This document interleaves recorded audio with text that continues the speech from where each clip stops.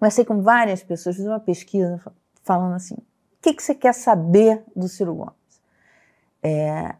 E a convergência é em relação a 2026. Pegando você como um analista, como um experiente político que me disseram o seguinte, olha, nos últimos 40 anos, o que você teve de invariável foi Lula e o PT.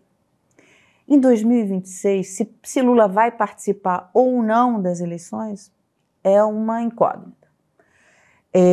Muita gente acha que não, muita gente acha que vai, até porque o PT não teria um outro nome para colocar. Muita gente acha que vai depender muito da economia, enfim, se a economia for deslanchar, enfim, o que não está aparecendo, mas enfim, que isso seria uma variável. Se a gente chegar a 2026 sem Lula e sem Bolsonaro inelegível, esse tabuleiro vai embaralhar bastante. Como é que você vê 2026? Eu devo ter humildade para dizer que eu vejo de forma muito embaçada. Muito embaçada. Por quê? Você tem algumas camadas onde vai se consolidando e onde a gente pode tentar entender o futuro, vendo como é que essas camadas estão se sedimentando hoje, não é? Uma camada central é a economia, já se disse isso com muita clareza. Porém, ela já não é mais tão centralmente central como sempre foi. Por quê? Porque a grande direita internacional percebeu o colapso de ideias da esquerda do mundo. A sua prostração ao neoliberalismo, a sua incapacidade de sair do identitarismo vesgo, que é um sintoma de humanismo. A distribuição de renda. Não, abandonou a ideia holista de superar a miséria, a desigualdade e lutar por uma humanidade pacífica e justa e etc, etc. Imagine, né, no countries, né, sem boundaries, sem fronteiras, etc, etc. E este papo gerou uma guerra cultural que tem como quando eu estiver falando isso, eu estou falando do mundo, mas veja isso, a enésima potência caricaturada pela ignorância generalizada do processo político brasileiro. Você veja como as coisas vão ser muito graves. Então, o que acontece? Há uma guerra cultural em que os problemas concretos da ineficiência do estado de bem-estar social, que meio que foi a promessa relativamente entregue do pós-guerra, do último 60 anos, etc., a partir dos anos 80, começa a claudicar. E não entrega a agenda de desmontar o Estado, de desentranhá-lo do domínio econômico, de reduzi-lo a uma dimensão mínima, de baixo custo, que é a promessa neoliberal, para restaurar a competitividade sistêmica, isso era thatcherismo e tal, virou uma verdade que não se praticou. E aí a população ficou no meio do caminho. O povo não aceitou e os problemas explodiram. A descolonização agravou a onda migratória, a estagnação econômica agravou a oferta de oportunidades e desqualificou os serviços públicos, e então 10% da população da Suécia hoje são migrantes ignorantes, com a cor da pele diferente da cor da solidariedade social-democrata dos suecos, etc, etc e tal.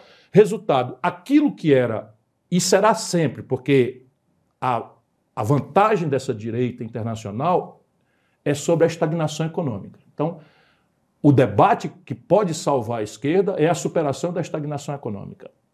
E para além da estagnação econômica, como eu inovo instituições de maneira a apropriar os ganhos explosivamente disruptivos das tecnologias que hoje estão sendo aplicadas por 4, 5 ou 10 pessoas físicas para democratizá-las, espalhar para todo mundo.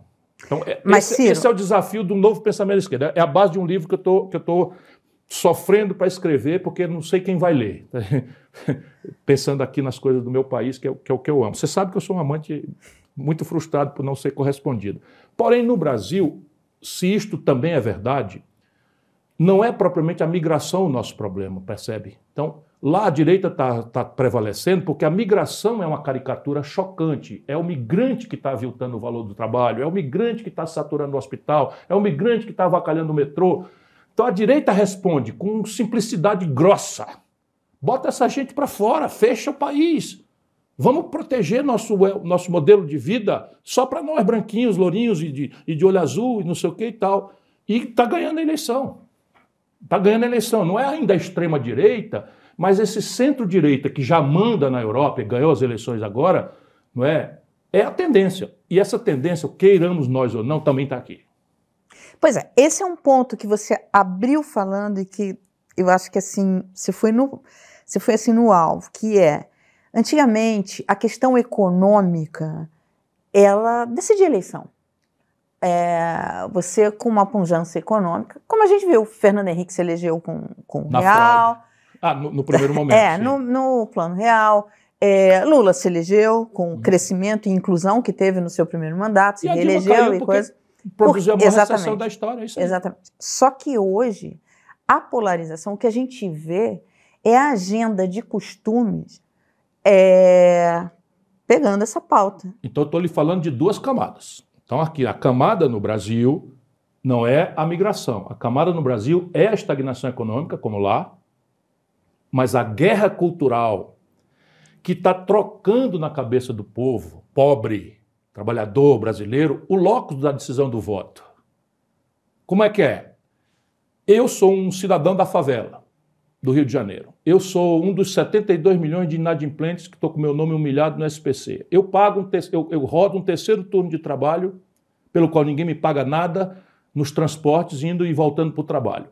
Eu chego em casa apavorado se a minha família escapou das balas perdidas da polícia, mais do que do crime, mas também se meu filho conseguiu voltar da escola sem ter aderido à facção ou ter entrado na ilusão de ser um aviãozinho da droga e tal, e eu chego em casa e estão ameaçando, chega uma notificação que estão ameaçando tomar minha geladeira porque eu atrasei minha prestação, e querem cortar minha luz porque eu atrasei o pagamento do não sei o que, e tal, e eu entro em casa e ligo a televisão para me distrair um pouco.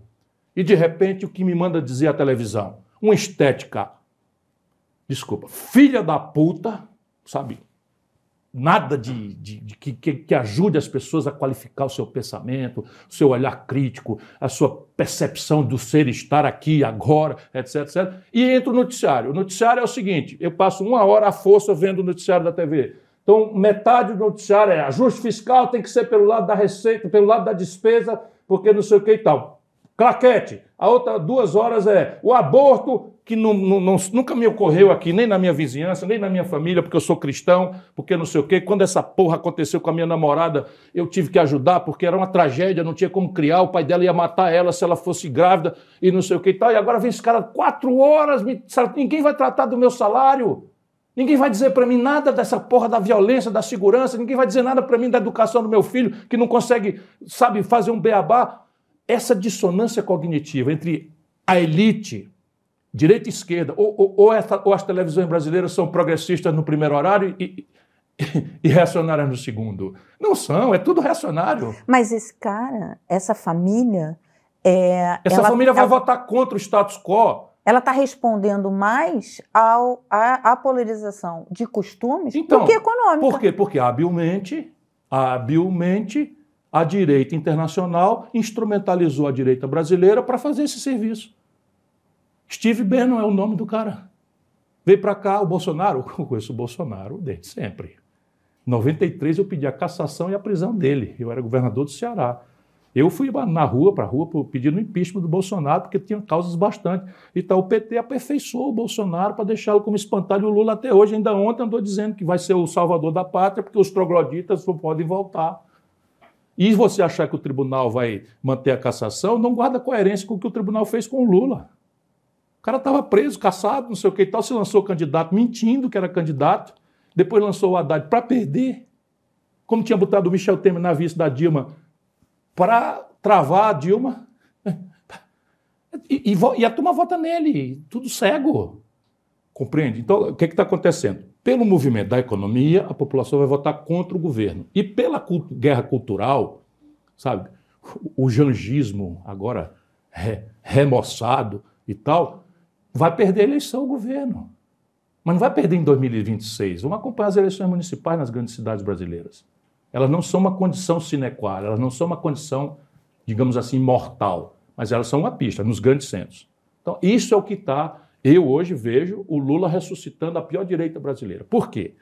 Porque o Bolsonaro era tão imbecil, tão despreparado, tão desqualificado, que não conseguiu nem sequer administrar uma pandemia fazendo o trivial básico.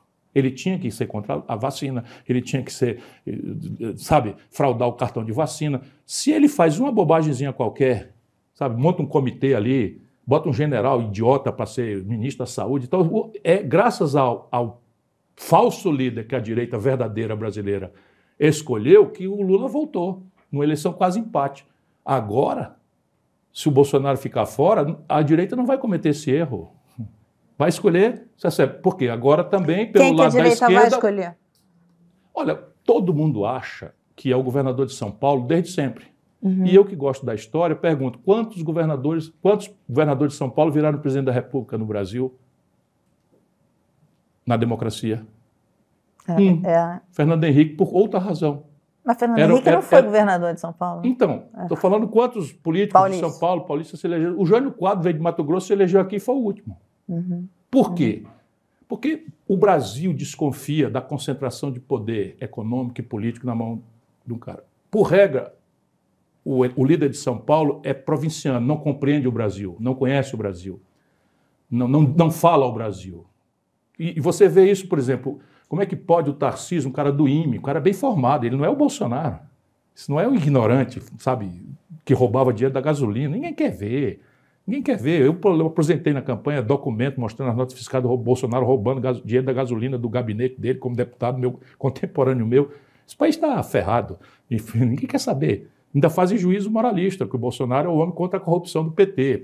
Percebe? Então é um negócio... eu estou aqui, feliz. Tá, então o Tarcísio pega assim, aí no dia que o Lula comete uma imprecisão nessas baboseiras todas que tem falado, Ave Maria como tem falado bobagem, não é? E, em relação ao negócio de Israel, aí o Tarcísio pega o avião e vai bater e se solidarizar com o Netanyahu.